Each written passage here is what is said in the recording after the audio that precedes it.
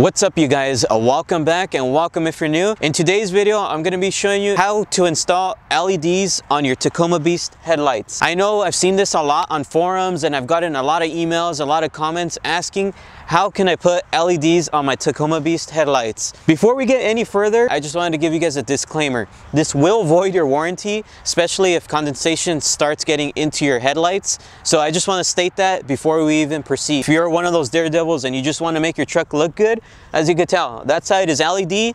As you can tell, that side is stock halogen. Let's go ahead and get into the video. Enough talking, and I'll show you how it's done.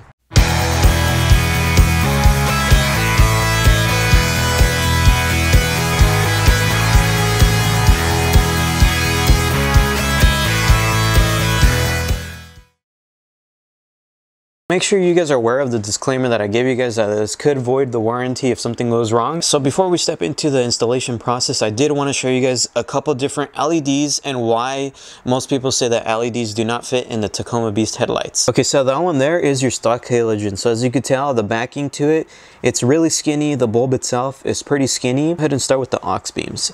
So if you could notice, the backing here it's pretty huge. I ended up picking up these diode dynamics.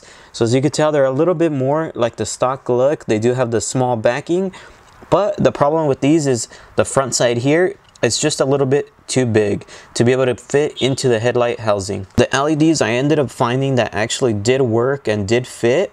As you can tell, they're off-brand. I'm gonna go ahead and put them side to side. Everything about them is practically the same thing. They're the same size, it's almost the same dimension. Of course, these are LEDs and that's your stock halogen. I do not want to void my warranty, but this is just to answer your guys' questions on how, if you guys are really desperate to do it. It is an H7. Now, let's go ahead and get to the fun part and show you how it's done. All right, so of course, the first step is gonna be opening your hood. It's really easy to do. You know, the clip is inside and then you go ahead and open it.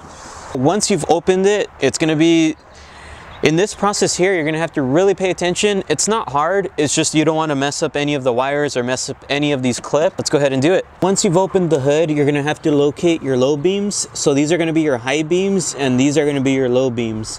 So all you got to do is turn it towards the fender.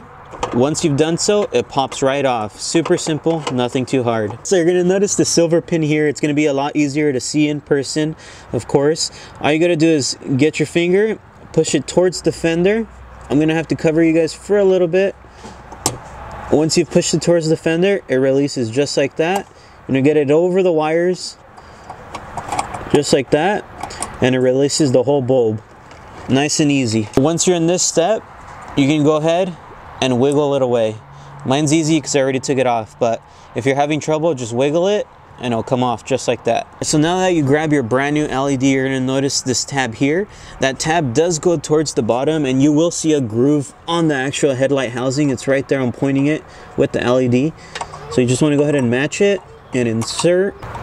All right, so once it's inserted, now you wanna go ahead and get your silver pin once again, slide it over, push this pin towards the headlight, bring it around, and it snaps right into place underneath this clip here. So now that it's secure, now you want to go ahead and get your harness connection and connect it.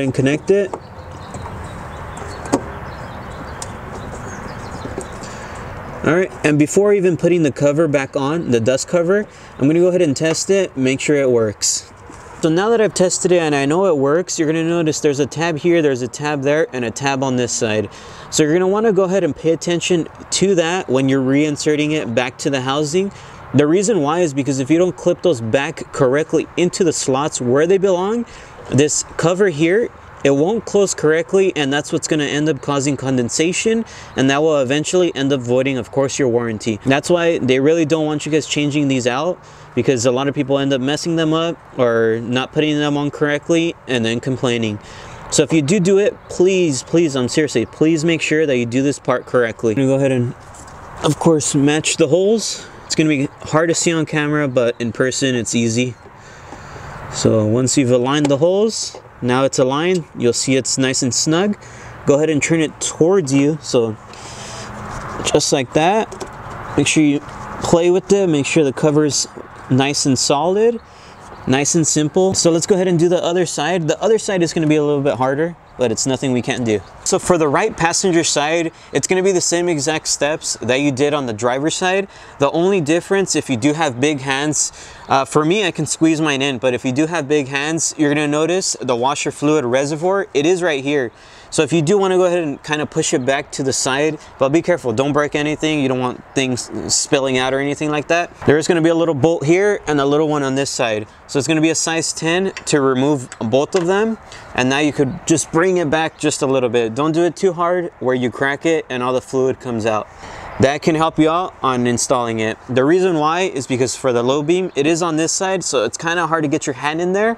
But like I said, if you have a small hand, it's possible. If not, to make your life easier, you could remove this. Well, not remove it, but push it to the side. Super simple, nothing too hard.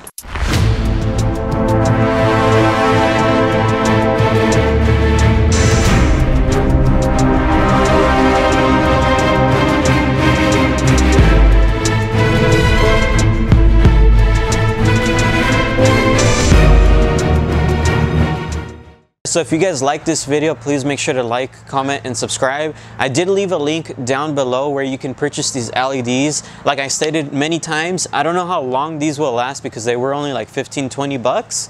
But if they last for you guys, that's awesome. And just make sure you cover the covers correctly, and that way you don't have any problems in the future. All right, so for the people that stayed until the end, I just wanted to go ahead and show you how it looks. So now it actually matches with the DRL. It looks a little bit better. I am going to give you my honest opinion on these things. Like I told you from the beginning, I don't know if I can't really recommend them because this can void your warranty. But I mean, at least they're color matched with the DRL now. So my opinion on these, all right, so looking at them from the front, it does look really good. At least now it's color matched. It's not like when you had the stock halogens. But when you go ahead and look at the floor, on camera they do look a little yellowish, but in person they're not all that bright. The beam is pretty far, as you could tell. It goes like way out there, but in person on the floor it's not crazy bright. I mean, I've had many other LEDs. As far as for these ones, they're okay. For 20 bucks, they're okay. You get what you pay for. But like I stated, at least now, it looks good. It's not yellow. So yeah, that's my honest opinion on these bad boys. It's up to you. Disclaimer, all up to you. If something happens, it's on you.